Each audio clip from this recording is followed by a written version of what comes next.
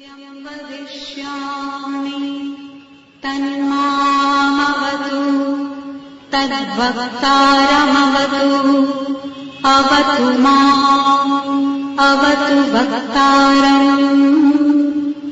ॐ शान्ति शान्ति शान्तिः। ॐ भद्रं कर्णेभिः शृणुयाम देवाः भद्रं पश्येमाक्षभिर्यजत्राः स्थिरैरङ्गैस्तुष्टुवांसस्तनूभिः व्यशेम देवहितं यदायुः। स्वस्ति न इन्द्रो वृद्धश्रवाः स्वस्ति नः पूषा विश्ववेदाः स्वस्ति नस्तार्क्ष्यो वरिष्ठनेमिः स्वस्ति नो बृहस्पतिर्दधातु। ॐ शान्ति शान्ति शान्तिः। ॐ सहनावतु सहनौ भुनक्तु सह वीर्यं करवावहै तेजस्विनावधीतमस्तु मा विद्विषावहै। ॐ शान्ति शान्ति शान्तिः। सहनौ यशः सहनौ ब्रह्मवर्चसा अतातः संहितायाम् उपनिषदं व्याख्यास्यामः पञ्चसु विकरणेषु।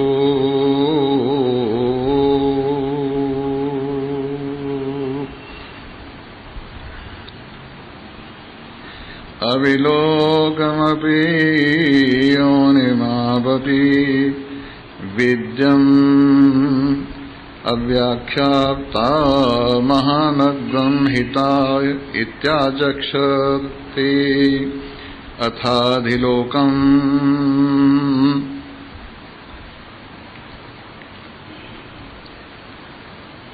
वंदनीय अर्चनीय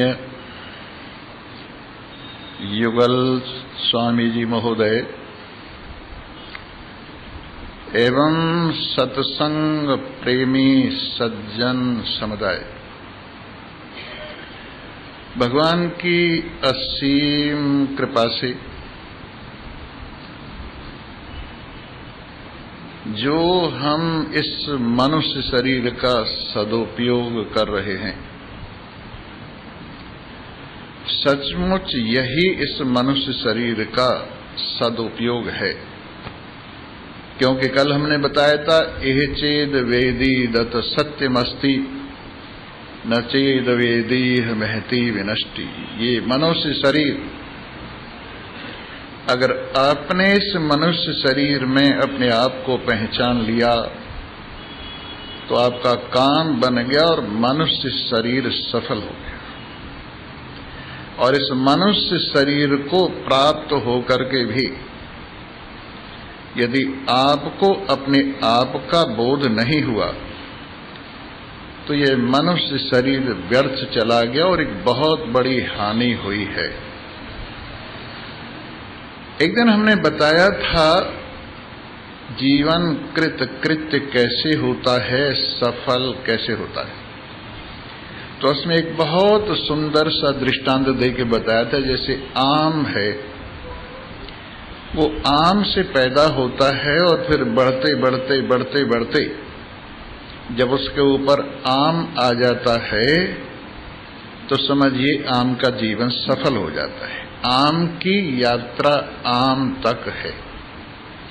उसी प्रकार जितने अन्न हैं वो सब के सब यात्रा अपने मूल से अन्न से करते हैं। जैसे गेहूं गेहूं से यात्रा करता है, चना चना से यात्रा करता है, और फिर जिस वक्त इनके ऊपर पकने पर फसल आ जाती है, चना गेहूं इत्यादि, तो ये सफल हो जाते हैं।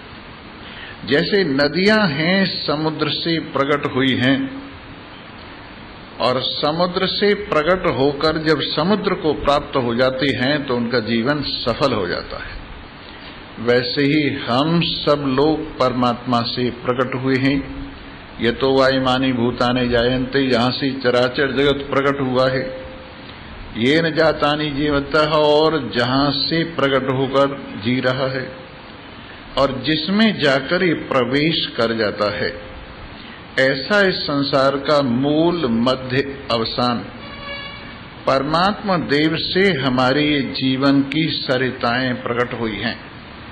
और जिस क्षण जिस समय हम परमात्मा को प्राप्त कर लेंगे उसी समय हमारा जीवन सफल हो जाएगा। परमात्मा को प्राप्त करके हमारा जीवन सफल होता है परिपूर्णता अपने में अनुभव करके। और इस उपनिषद का तो विशेष रूप से ये लक्ष्य है, आनंदम ब्रह्मणो विद्वान न बिभेति कश्चन कुतश्चन। ये इसका विशेष एक वाक्य है कि विद्वान परमात्मा देव के अपने स्वरूप के आनंद को जानकर, यानी अपनी आनंद स्वरूपता को अनुभव करके, अपनी सत स्वरूपता को अनुभव करके, अपनी ज्ञान स्वरूपता को अनुभव करके, अपनी परिपूर्णता को अनुभव करके फिर किसी से भी भयभीत नहीं होता है और कहीं भी भयभीत नहीं होता है। क्योंकि यत्र द्वैत में भवति, जहां द्वैत होता है, द्वितीयात् वही भयम भवति, वहां द्वैत की वजह से ही भय होता है। लेकिन जहां एक ही अपना स्वरूप परमात्मा आनंद स्वरूप अनुभव किया गया है तो वहां भय नाम की वस्तु सदा के लिए निकल जाती है। और भी कहा तत्र को मोह कै शोकः एकत्वम अनुपश्यतः। जो परमात्मा की सच्चिदानंद ब्रह्म की अपने आप की वास्तविकता को जान लेता है, एकता को जान लेता है और सजातीय विजातीय स्वगत भेद रहित अपनी केवलता का अनुभव कर लेता है तो समझिएगा कि मोह से परे हो जाता है, शोक से परे हो जाता है।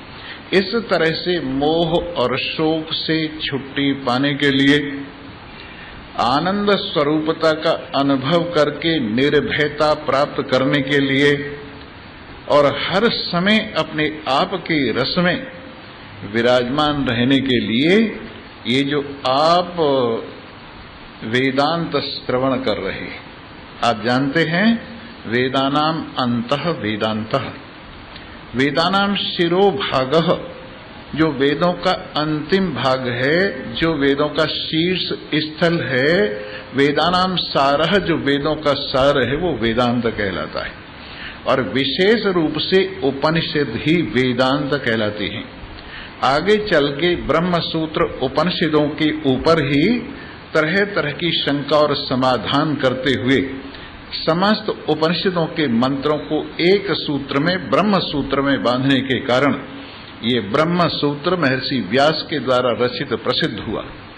इसी के ऊपर आगे चल के भगवान शंकराचार्य जी ने भाष्य किया और अनेक टीकाएं इसके ऊपर हुई। इस प्रकार से ये ब्रह्म सूत्र केवल उपनिषदों की व्याख्या मात्र है। और गीता भी आप जानते हैं उपनिषद रूपी गायों का दूध ही है। इसलिए जो वेदांत त्रयी कहलाती है, उपनिषद, ब्रह्म सूत्र और श्रीमद् भगवत गीता, ये तीनों मिलकर के वेदांत कहलाता है। इसलिए वास्तव में तो उपनिषद ही वेदांत है। और हमने भी दुनिया भर के ग्रंथों को जितना सामर्थ्य है देखा है, परंतु जैसा शुद्ध ज्ञान अपने आप का, अपने स्वरूप का स्पष्ट और बिना किसी पक्षपात के उपनिषदों में प्रदान किया गया है, वैसा कहीं भी देखने को नहीं मिलता है। इसलिए वेदांत के दर्पण को सबसे सुंदर दर्पण कहा जाता है। एक आदमी बीमार हो गया और बीमार हो गया, उसके पास में एक दर्पण बहुत ही गलत दर्पण था। जब वो उसमें मुंह देखता था तो उसको अपना मुंह पीला दिखाई देता था, सूजा हुआ दिखाई देता था, और इस तरह से देख देख कर उसकी बीमारी बढ़ती हुई चली गई। हुआ ये कि एक दिन एक महान पुरुष उसके पास आए, बहुतों ने इलाज किया, कोई ठीक इलाज नहीं हुआ, और उन्होंने देखा, कहने लगे तुम तो बीमार नहीं हो। उसको कहा तुम तो बीमार नहीं हो। वो कहने लगे कमाल की बात है, मैं बीमार नहीं हूं। बोले हाँ बीमार नहीं हूं। कैसे बीमार हो तुम? कि देखो इस दर्पण में देखो, मैं रोज इस दर्पण में देखता हूं, मेरा मुंह सूजा हुआ नजर आता है, पीला नजर आता है, मैं बीमार हूं। तो उन्होंने कहा बस ये दर्पण का ही दोष है। अब इसके बाद में उन्होंने एक बहुत सुंदर दर्पण अपनी जेब से निकाला और उनके हाथ में दिया। जब उनके हाथ में वो दर्पण आया और उन्होंने अपना मुख देखा तो प्रसन्न चित्त हो गए कि वो सचमुच में बीमार नहीं।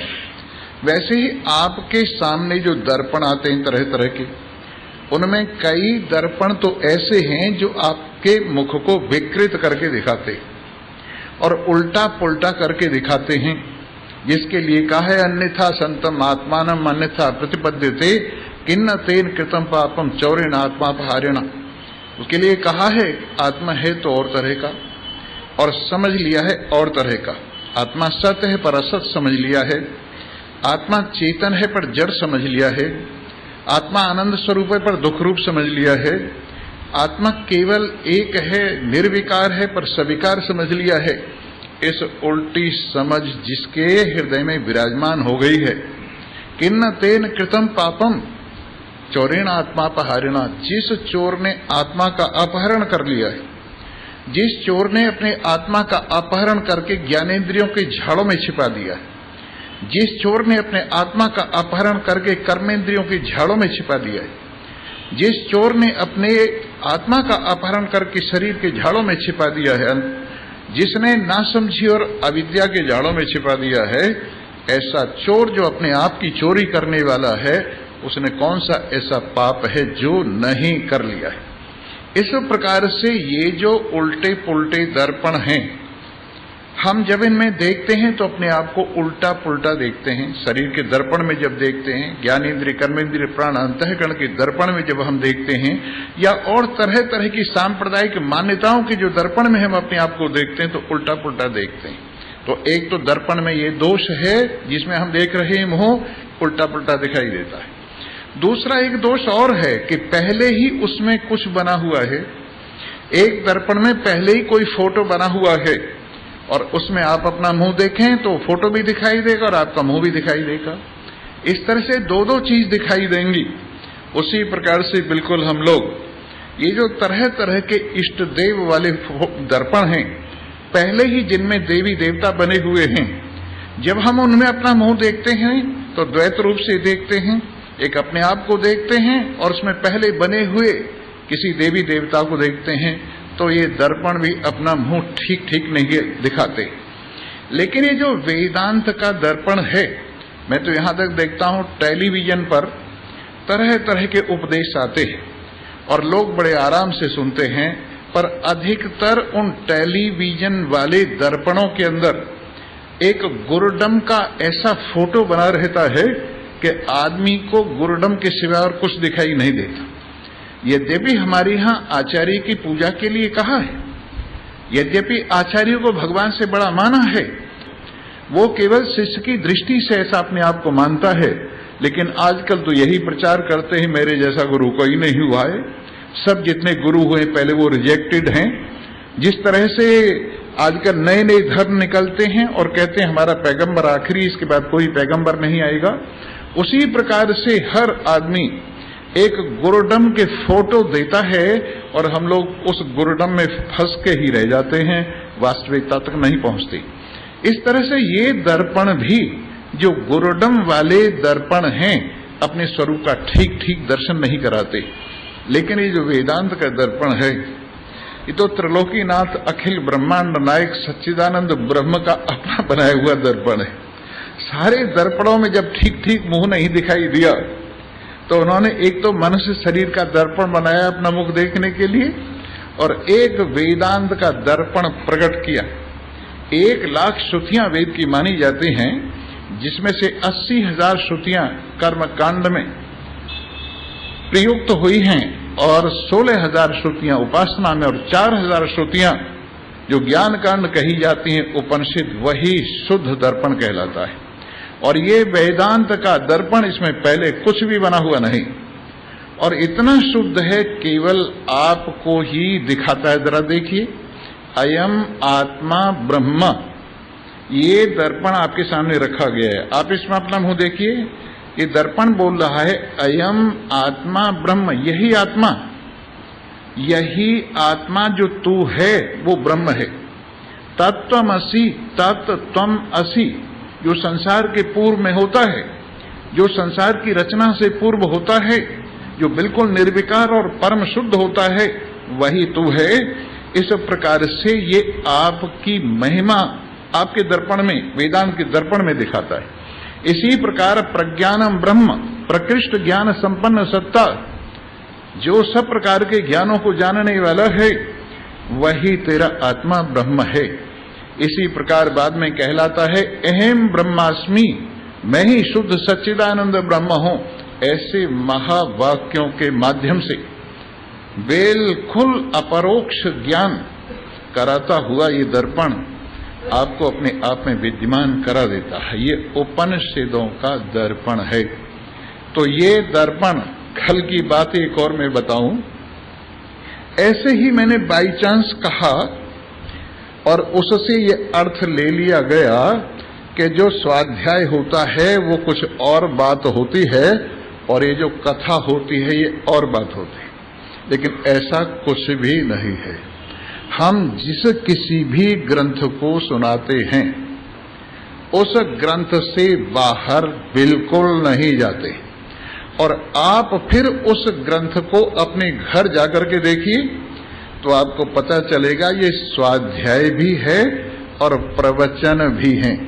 अभी उपनिषद में एक आगे वाक्य आएंगे, स्वाध्याय प्रवचनाभ्याम न प्रमिदितव्यम।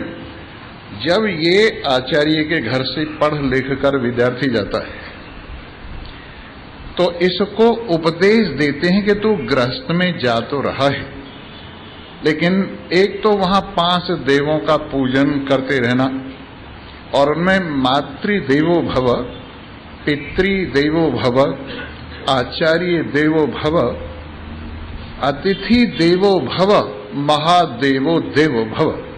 ये 5 देवताएं, एक तो मां को देवता समझना और देवता समझकर उनका सम्मान करना, उनकी सेवा करना, उनकी आज्ञा का पालन करना। इसी प्रकार से पिता को देवता समझकर उनका सम्मान करना, उनकी आज्ञा का पालन करना और हर तरह से उनकी सेवा में उपस्थित रहना। ऐसे आचार्य जिनसे ज्ञान प्राप्त हुआ है उनकी सेवा करना, आज्ञा का पालन करना और हर तरह से उनकी आवश्यकताएं पूर्ण करना। और जो अतिथि, जिसकी कोई तिथि नहीं है, जैसे चलते फिरते साधु महात्मा आ जाते हैं, कोई ब्राह्मण आ जाता है, वो अगर तेरे दरवाजे पर आए, जिसकी कोई तिथि नहीं है, रिश्तेदारों को अतिथि नहीं कहा जाता है। जो रिश्तेदार होते हैं, मेहमान होते हैं, वो तो मेहमान कहलाते हैं, अतिथि नहीं कहलाते। अतिथि माने जिनकी कोई तिथि नहीं है। ऐसे महान पुरुष तेरे दरवाजे पर आए तो उनकी मीठी वाणी से, ठंडे पानी से, सुंदर स्थल से, अन्न इत्यादि से सेवा करना।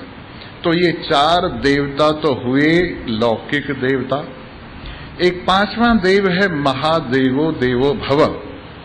ये महादेव जो है भगवान, ये सब देवताओं का देवता है, इसको मत भूलना, इसको स्मरण रखना। और फिर इसके बाद में 2 चीज और इसको बताते हैं कि स्वाध्याय और प्रवचन अपने साथ जोड़े रखना। स्वाध्याय और प्रवचन से प्रमाद मत करना।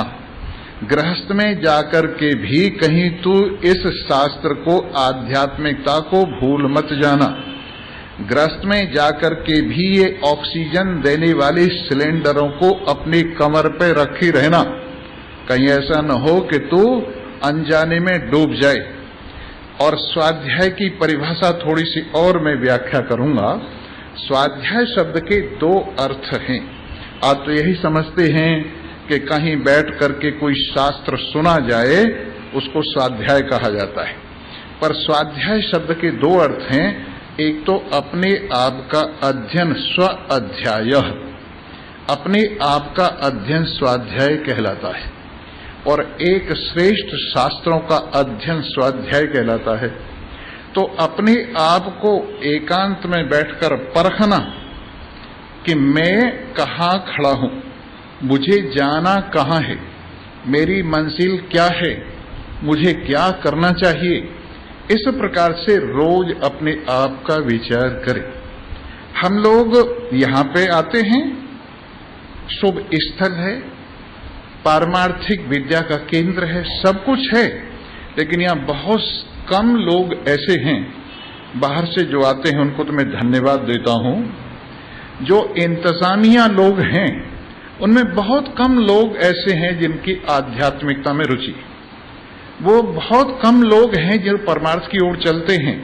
उनको सामाजिकता तो ठीक है, उनकी सेवा का भाव भी ठीक है, उनका इंतजाम भी हम कह सकते हैं प्रशंसनीय है, सब कुछ है, लेकिन आध्यात्मिकता के बिना ये सब ऐसे है जैसे सुंदर नारी की नाक कटी है। जैसे एक बहुत सुंदर स्त्री है, बड़े आभूषण पहने हुए हैं, वस्त्र पहने हुए हैं, लेकिन बस नाक कट गई है उसकी, बाकी सब ठीक है।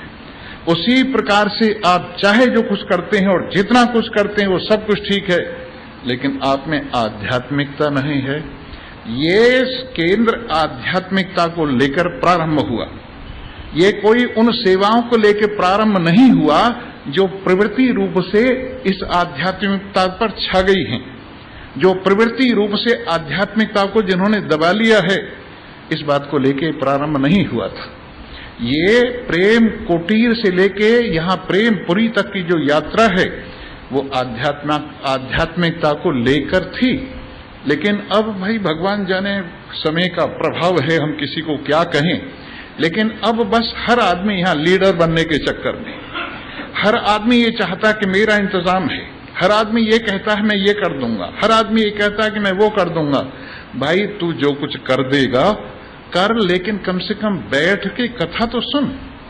ये जो प्रारंभ में प्रातः काल में जो अपने आप के अध्ययन का समय मिलता है, अपने आप को जानने का, इसका सदुपयोग तो कर।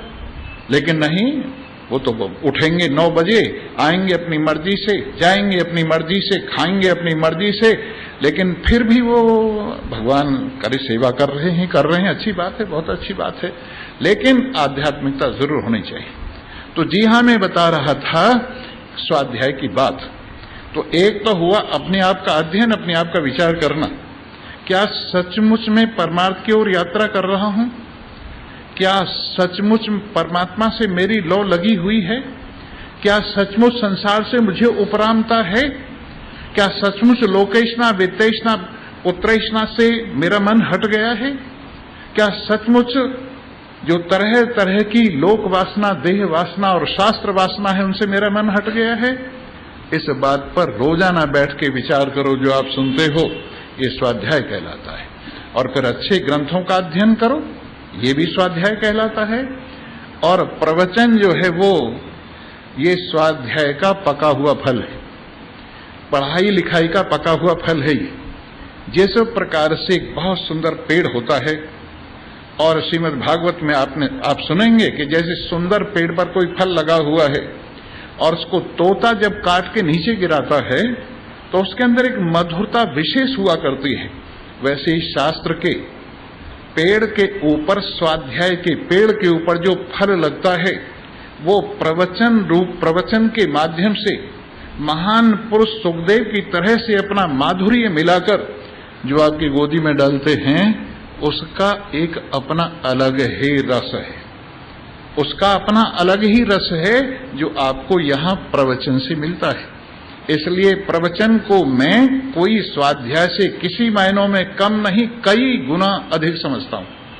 स्वाध्याय में अपना अनुभव उतना नहीं जिसे आप स्वाध्याय कहते हैं, स्वाध्याय में आपका वाइडनेस नहीं, स्वाध्याय में आपकी मस्ती नहीं, स्वाध्याय में अपना नशा नहीं है, जो प्रवचन में शामिल कर लिया जाता है।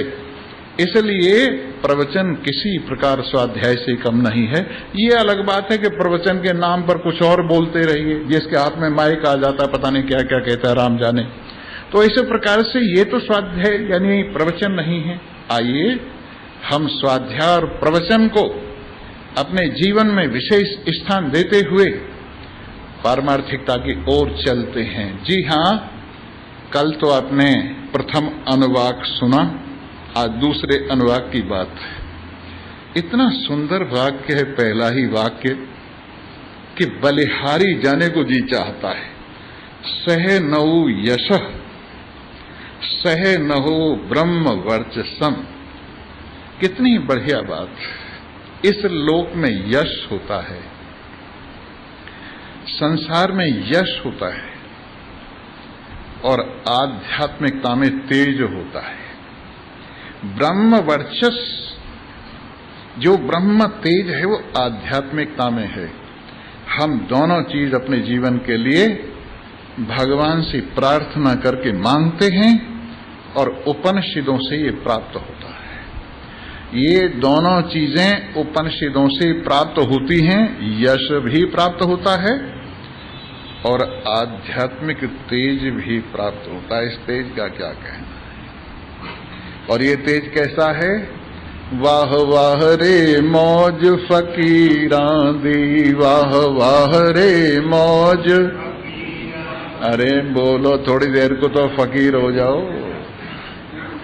जरा सी देर के लिए तो फकीर हो। वाह वाह रे मौज फकीरां दी, वाह वाह रे, वाह वाह रे मौज फकीरां दी, वाह वाह रे। कभी तो ओढ़े साल दुशाले, कभी तो ओढ़े साल दुशाले, कभी गुदड़िया लीरां दिए, कभी गुदड़िया लीरां। वाह वाह रे मौज फकीरां दी, वाह वाह रे। कभी तो चब दे चने चबीने, कभी तो चब दे चने चबी, कभी लपट लें खीरां दिए, कभी लपट लें खीरां दी। वाह वाह रे मौज फकीरां दी, वाह वाह रे मौज। कभी तो ठहरे रंग महल में, कभी तो ठहरे रंग, कभी झोंपड़ी अहीरां दिए, कभी झोंपड़ी अहीरां दी। वाह वाह रे मौज फकीरां दी, वाह वाह रे मौज। मांग तांग के टुकड़े खांदे, मांग तांग के टुकड़े खान, चल दे चाल अमीरां दिए, चल दे। वाह वाह रे मौज फकीरां दी, वाह वाह रे। बुल्ले शाह पुकार कहेंदा, बुल्ले शाह पुकार कहें, बलिहारी इन पीरां दी, अजी बलिहारी इन पीरां। वाह वाह रे मौज फकीरां दी, वाह वाह रे। जी हाँ, ये मौज। मिल गया माल तो क्या परवाह, उतर गई खाल तो क्या परवाह। ये जो मौज है, मिल गया माल तो क्या परवाह, इसमें तो सब खुश हैं, लेकिन उतर गई खाल तो क्या परवाह, ऐसा भी होता है। लेकिन फकीरों के लिए वो भी वाह वाह, राजी हैं हम उसी में जिसमें तेरी रजा है, या यूं भी वाह वाह है और वो भी वाह वाह है। इसलिए ये हमारे जीवन के अंदर साथ साथ हमारा यश बढ़े, हम एक दूसरे की टांग उलझाने वाले न हो, एक दूसरे के यश से जलने वाले न हो, एक दूसरे के रास्ते को काटने वाले न होवें, बल्कि एक दूसरे के यश में बढ़ने में सहायक हो, एक दूसरे के यश को बढ़ते हुए देखकर प्रसन्न होवें। क्या है हमारे आपके अंदर ये बात? हम सबका यश कहने वाले, सुनने वाले का यश और प्रत्यक्ष परोक्ष सभी का यश साथ साथ बढ़े, यशस्वी हो हम सब लोग और यश में एक दूसरे की सहायता करें, यश की वृद्धि में एक दूसरे की सहायता करें। और इस तरह से सह गच्छध्वम सह बद्धध्वम संभो मनासी जानता, हम साथ साथ मिलकर चलें, साथ साथ एक दूसरे की भावनाओं को पहचानें और साथ साथ एक दूसरे का सत्कार करते हुए आगे बढ़े। देखें तो सही आपके हृदय से द्वेष कैसे भागता है, कितना आनंद आता है। जिस दिन राग द्वेष की, जिस दिन अपने पराये की, जिस दिन सीमाओं की सीमाएं शांत हो जाएंगी और न कोई देश की सीमा रहेगी, न काल की सीमा रहेगी, न वस्तु की सीमा रहेगी, आप अपने आप को असीम रूप से अनुभव करेंगे, सारी गंदगी दूर हो जाएगी। छोटे मोटे गड्ढों में गंदा पानी रहता है, छोटी मोटी नदियों में गंदा पानी रहता है, लेकिन महासमुद्र में ये सब गंदगी कहाँ रहती है? सब किनारे पर फेंक देता है, सब किनारे पर फेंक देता है अपनी लहरों से। वैसे ही माया को माया में धकेल देता है, अविद्या को अविद्या में धकेल देता है, ज्ञानेन्द्रिय कर्मेंद्रिय प्राण अंतःकरण को 5 भूतों में धकेल देता है।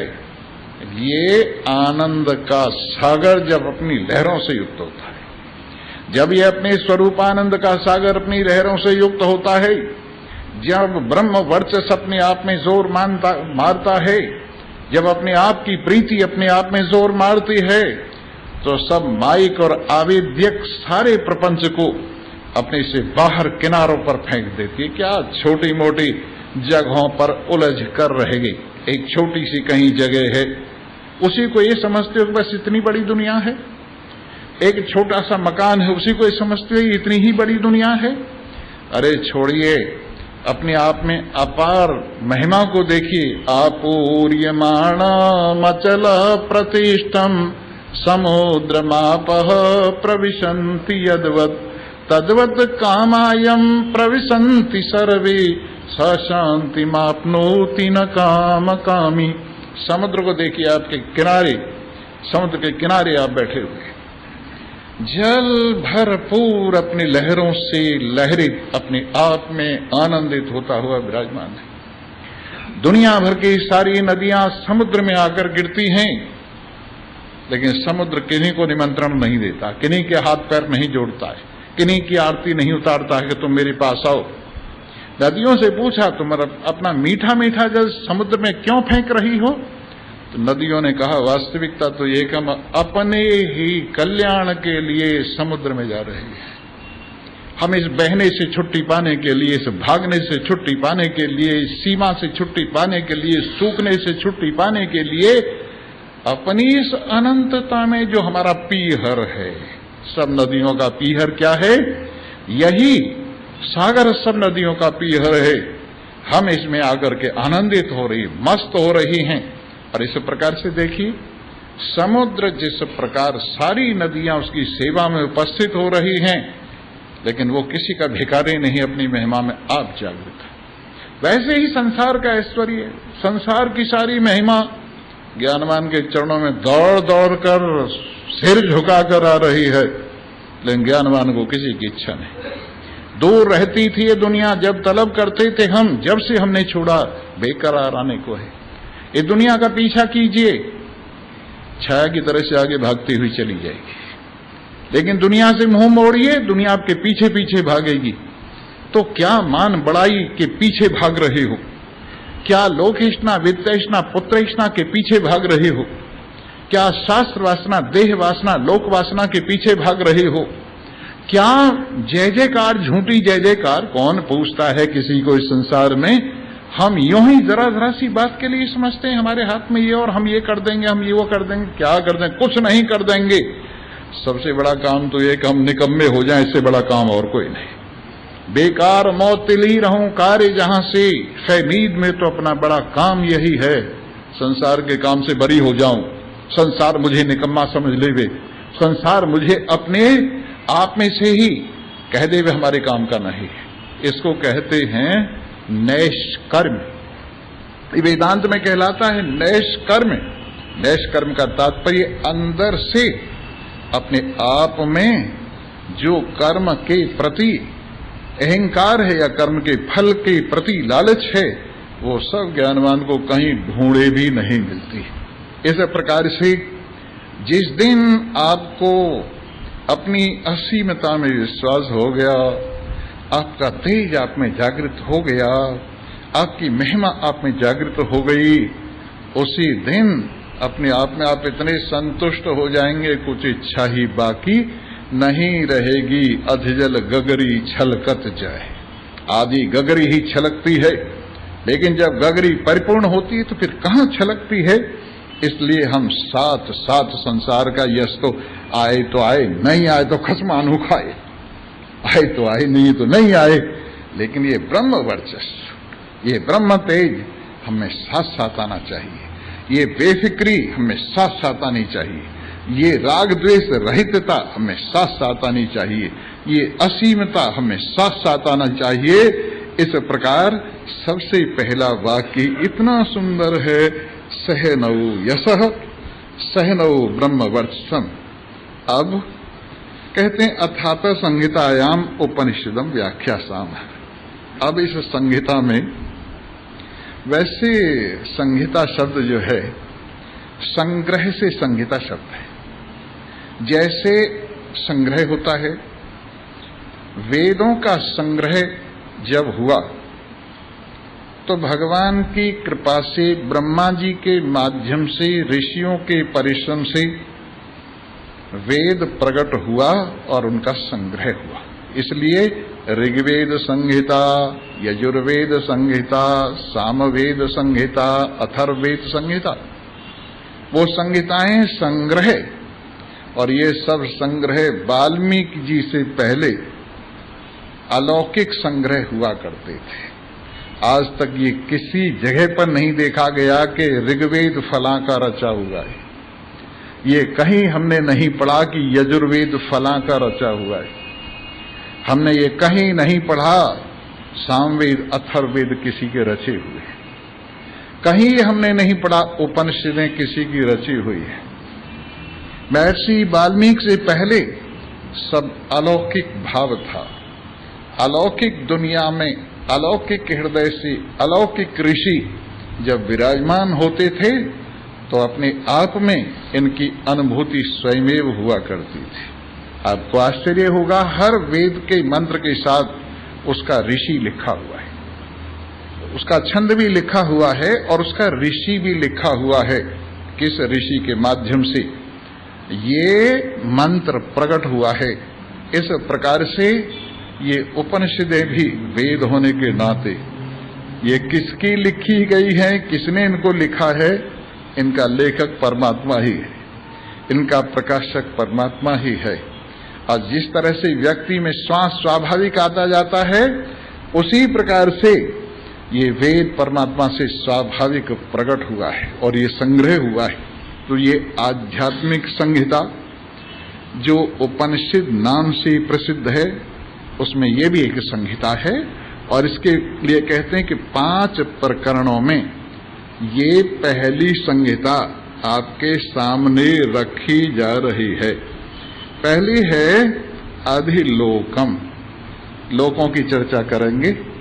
जिसमें लोकों की चर्चा है वो पहली संहिता है। और इसके बाद है अभिज्योतिषम, जो ज्योतिष पदार्थ हैं, दैदीप्यमान पदार्थ हैं, उनका जिक्र करेंगे। ये दूसरी संहिता है। फिर इसके बाद में विद्यम, जो तीसरी संहिता है, वो विद्या से संबंधित है। और इसके बाद में फिर इसके बाद में एक प्रजनन की प्रक्रिया है, वो आगे की प्रक्रिया है।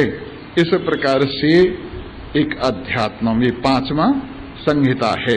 तो फिर से ध्यान दे लीजिए, इनके नाम जान लीजिए। एक तो हुआ लोकों से संबंधित जो संहिता है, वो आपके सामने कही जाएगी। ज्योति से, प्रकाश से संबंधित जो संहिता है वो आपके सामने कही जाएगी। विद्या से जो संबंधित है वो बात आपके सामने कही जाएगी।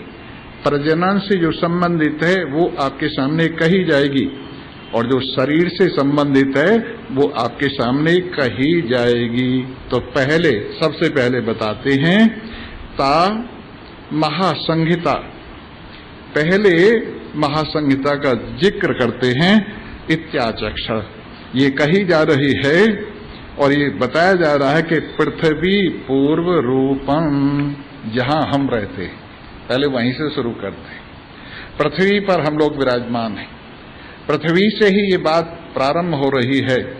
पृथ्वी पूर्व रूपम, और इसके बाद में द्यो उत्तर रूपम, आकाश संधि, इन दोनों को जोड़ने वाला आकाश। आइए एक विशेष बात और मैं कहता चलूं, क्योंकि अगर कुछ विशेषता न दर्शाई जाए और केवल शब्दों का अर्थ ही आपके सामने दोहरा दिया जाए तो मजा नहीं आएगा।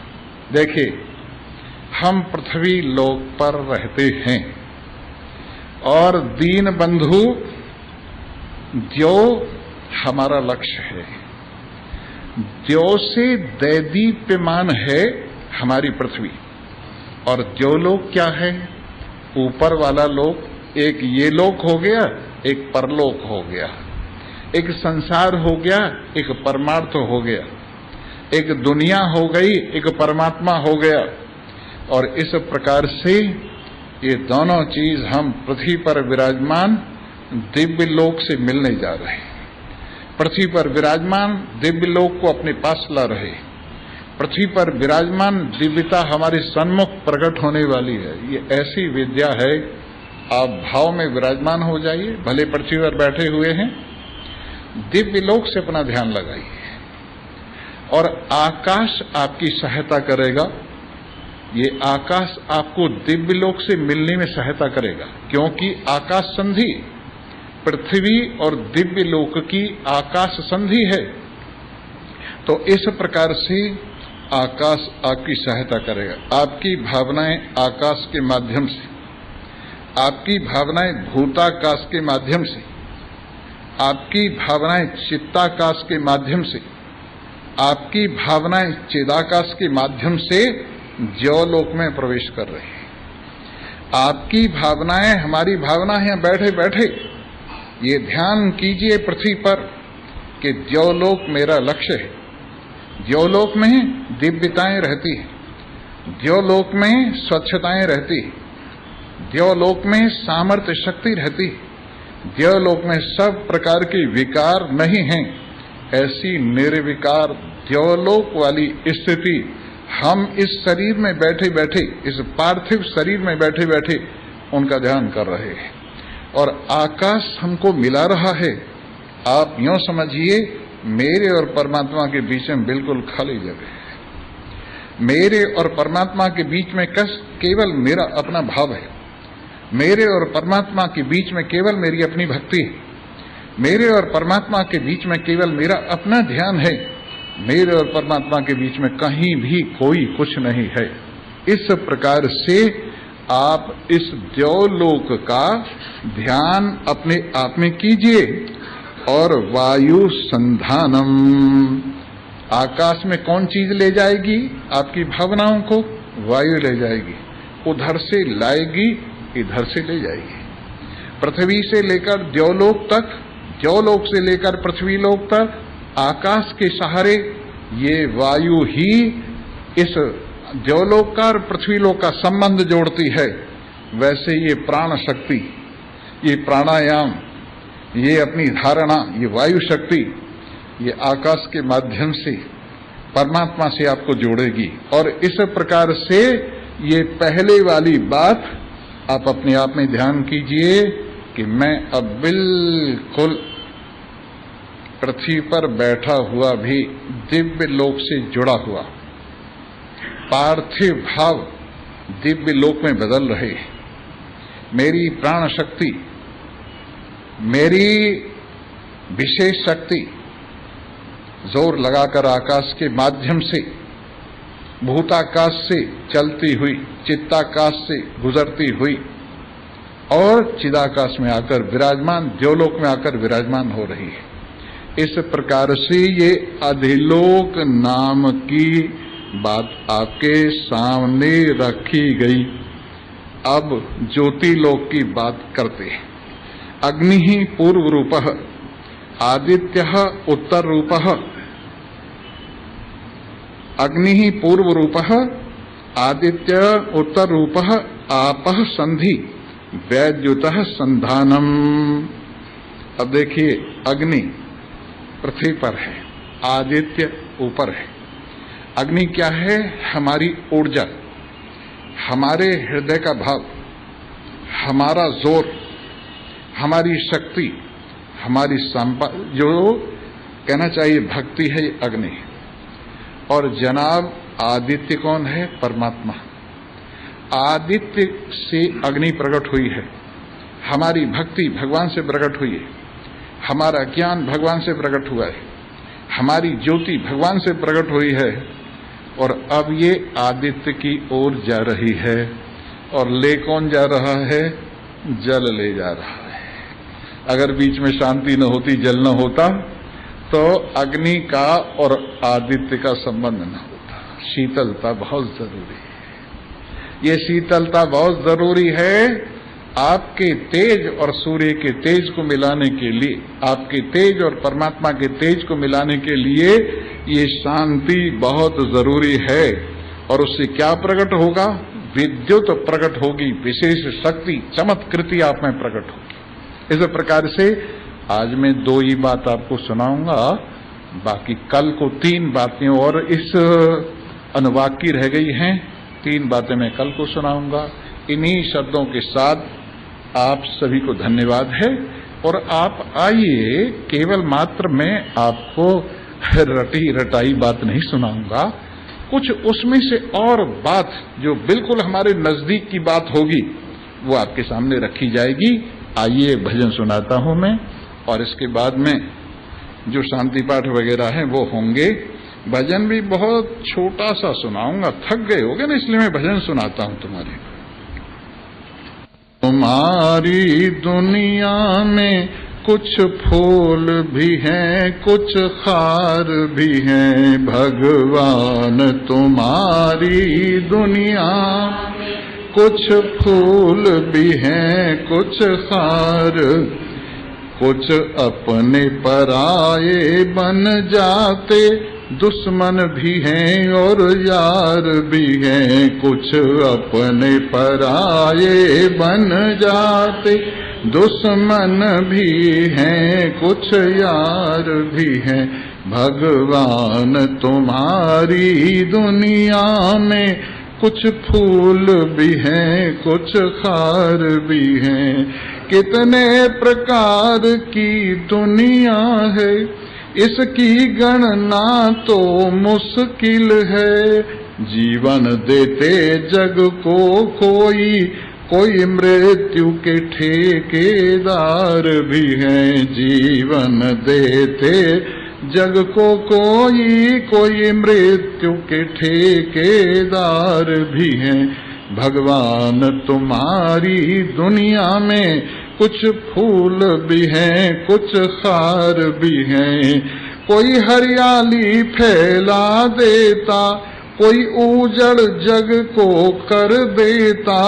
निर्दयता के सागर हैं कोई दया के साहूकार भी हैं। निर्दयता के सागर हैं कोई दया के साहूकार भी हैं भगवान। तुम्हारी दुनिया में कुछ फूल भी हैं, कुछ खार भी हैं। कोई लूट मार कर खाते हैं, कोई अपना माल लुटाते हैं। कोई मांस दूसरों का खाते, कोई चमड़ी के दातार भी हैं। कोई मांस दूसरों का खाते, कोई चमड़ी के दातार भी हैं भगवान। तुम्हारी दुनिया में कुछ फूल भी हैं, कुछ खार भी हैं। दुख सुख और लाभ हानि सब है, तम है उजियाला भी जग में।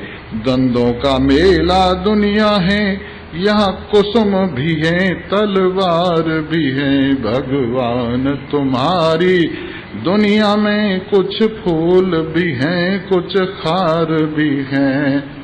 फूल फूल ग्रहण कर लो, फूलों के जनाने के लिए खार हैं। अगर खार न होती तो फूलों का क्या पता लगता।